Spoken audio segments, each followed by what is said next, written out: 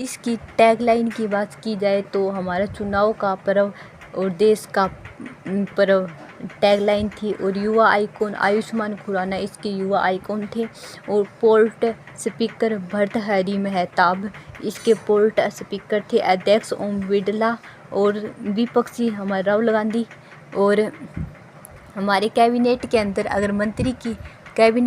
अगर महिलाओं की बात की जाए तो 7 महिला हमारे कैबिनेट के अंदर थी, जिसमें से टोटल 74 हमारे मंत्रिमंडल के अंदर 74 महिलाएं हैं। और जो नोटा है वो इंदौर के अंदर, जो एमपी के अंदर इंदौर के अंदर नोटा ने सबसे अधिक वोट हासिल कर एक वर्तमान का सबसे बड़ा रिकॉर्ड तैयार किया है।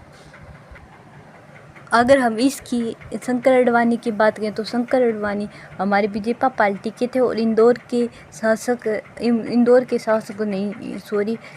के लोकसभा अध्यक्ष में जब चुनाव हुआ था तो वहाँ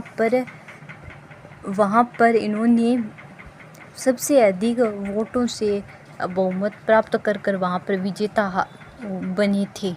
भारत में लोकसभा अध्यक्ष के चुनाव 2024 में हुए थे। और जिसमें जो 28वीं लोकसभा अध्यक्ष 28वीं बार चुनाव हुआ था, जो 2024 में हुआ था वो। और जिसमें 81 अनुच्छेद के अंदर लोकसभा के बारे में दिया हुआ है, जिसमें पहली बैठक 13 मई और 1952 के अंदर हुई थी। और इसके पहले अध्यक्ष गणेश वासुदेव मावलकर थे। गणेश से हम याद कर सकते हैं, अगर हम कोई भी काम शुरुआत करते हैं तो गणेश जी, तो इसे हम याद करते हैं। लेकिन ये नाम एक ही है, गणेश वासुदेव मावलकर थे। और इसमें वर्तमान के अध्यक्ष 553 है। और इसका टाइम 1 साल, एक बार चुनाव हो जाने के बाद इसका कार्यकाल 5 वर्ष का होता है। लोकसभा अध्यक्ष की आगे हम आयु की बात करते हैं तो वो 24 वर्ष की होती है। और हमारे जो लोकसभा का जो चुनाव हुआ था वो 7 चरणों में हुआ था। और इसकी भागीदारी 96.8 करोड़ है। और सबसे बड़ा अगर मंत्रिमंडल की हम बात करें तो वो हमारे पीएम साहब प्रधानमंत्री नरेंद्र मोदी के सबसे बड़ा अब तक का मंत्रिमंडल है। और शंकर अडवाणी हमारे बीजेपी के अध्यक्ष है। और ये इंदौर एमपी के अंदर, इसका मैं क्लियर करके बता दूँ थोड़ी देर बाद में। और सबसे कम अगर वोटों की बात हुई और जो विजेता हुई थी उसमें 2 टीम थी, ए और बी, जिसमें सबसे कम अगर वोटों का अगर किया जाए तो इसमें शिवसेना जो रविंद्र दत्त थे उन्होंने इसका वो किया था, इसमें विजेता हुए थे। और शिवसेना इसके वर्तमान के पीएम। और इसके सबसे पहले हमारी बात आती है मैथ की, जिसमें होती है संख्याएं। और संख्याओं को हम इंग्लिश में नंबर्स बोलते हैं। और ये 1 2 3 4 5 6 ऐसे करते करते अनंत तक जाती है। अगर कोई पूछे संख्याएं कितनी होती है तो संख्याएं हमेशा अनंत होती है, अनंत। और इन्हें हम 2 भागों में बांटते हैं, जैसे एक तो सम संख्याएं और एक विषम संख्याएं। सम संख्याएं वे संख्याएं जो 2 से पूरा भाग जाती है। और विषम संख्याएं जो 2 से पूरा भाग नहीं जाती। और अब बात आती है जो 2 से पूरा भाग नहीं जाती और ये 2 से पूरा भाग जाती है। इसके बाद बात आती है हमारे आरोही क्रम और अवरोही क्रम की। आरोही क्रम वो होते हैं जैसे कोई भी चीज़ कम से और ज़्यादा की हो जाती है, जैसे 1 2 3 4 5, ये इसका आरोही क्रम है क्योंकि संख्या कम से ज़्यादा की ओर जा रही है। अवरोही क्रम,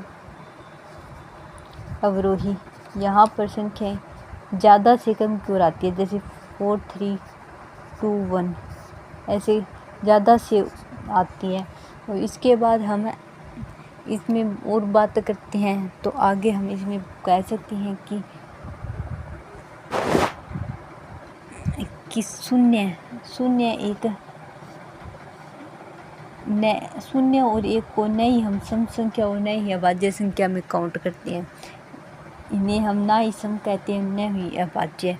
एक हर किसी संख्या से भाग जाता है तो इसे हम नहीं करते, और जीरो से कोई संख्या भाग नहीं जाती। यहाँ पर कुछ संख्या अगर हम लिख दें, जैसे जीरो भाग और कुछ संख्या लगा दें, जैसे 21 या 1 या फिर 2, जो भी हो, तो यहाँ पर सबसे छोटी संख्या यही है, हम इसे मानते हैं। तो इससे क्या होगा, ये संख्या भाग ही नहीं जाएगी।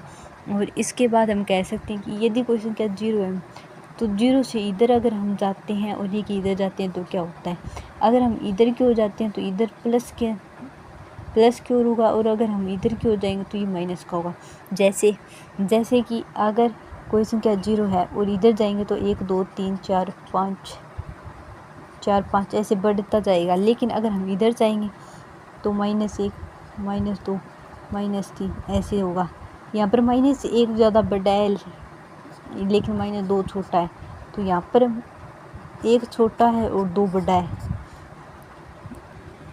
जैसे कि अगर हम कोई संख्या है उसमें अगर हमें कुछ करना है, जीरो से अगर हम किसी संख्या को भाग देंगे तो एक को भाग नहीं जा सकता, हमें पता है। अगर एक को हम किसी संख्या से भाग देते, एक से एक खुद चला जाएगा, एक से अगर हम 2 को भाग देते तो 2 भी चला जाता, तो ये तो हर किसी में भाग जाता है। इसकी एक संख्या होती है अभाज्य संख्या और भाज्य संख्या। जो संख्या भाग जाती है वो भाज्य संख्या होती है, अभाज्य संख्या जो भाग नहीं जाती, जैसे हर किसी से भाग जाती है नहीं जाती, और ये हर किसी से भाग जाती है, ये नहीं जाती। जैसे 2 हर किसी से नहीं, लेकिन कुछ चीज़ों से ये भाग जाती है। लेकिन अभाज्य संख्या किसी से भी भाग नहीं जाती, ये किसी से भी भाग चली जाती है, लेकिन ये भाग नहीं जाती। अभाज्य संख्या 2 अभाज्य संख्या है, और सबसे छोटी अभाज्य संख्या छोटी। अगर आपसे कोई क्वेश्चन पूछे कि सबसे छोटी सम अभाज्य संख्या कौन सी है, तो वो 2 होगी, और सबसे छोटी विषम अभाज्य संख्या तो वो होगी 3, क्योंकि 3 विषम संख्या 2 सम संख्या। और अगर दो ही एकमात्र ऐसी संख्या है जो सबसे छोटी और विषम संख्या है,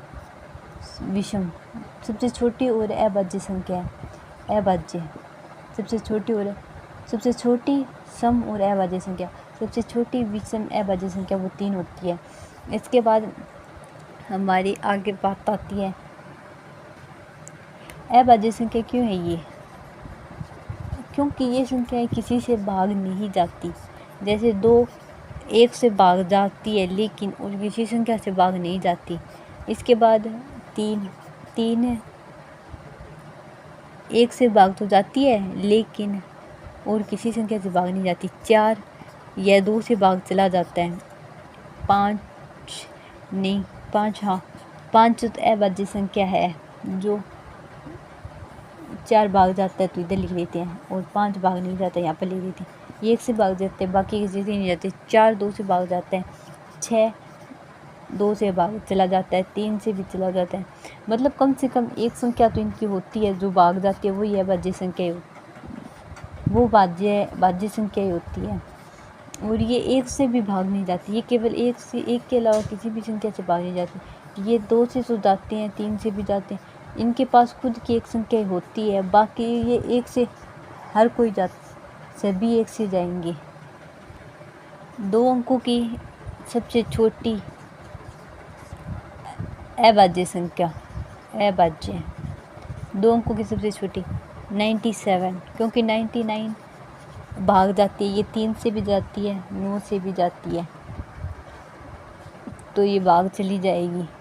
11 से भी चली जाती है। तो वैसे हम इसे देख सकते हैं ये किस चीज़ से भाग चली जाएगी।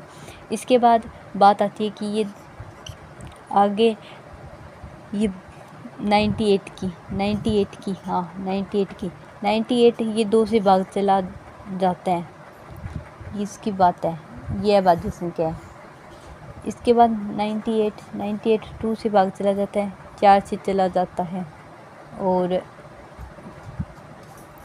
4 से नहीं जाता, हाँ 4 से नहीं जाता ये, लेकिन ये 2 से चला जाता है आसानी से। तो ऐसे कर कर हम यहाँ पर देख सकते हैं कि ये किन संख्याओं से भाग जाता है और किन किन संख्याओं से नहीं जाता। तो इसके बाद 93, तो सबसे छोटी संख्या यही बनती है, तो ये सबसे छोटी संख्या अभाज्य संख्या है। इसके बाद हम 3 अंकों की सबसे,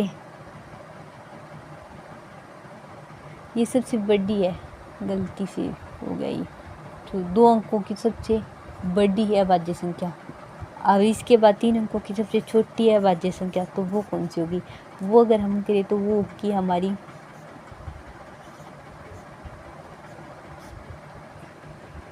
तो बस अभी के लिए इतना ही।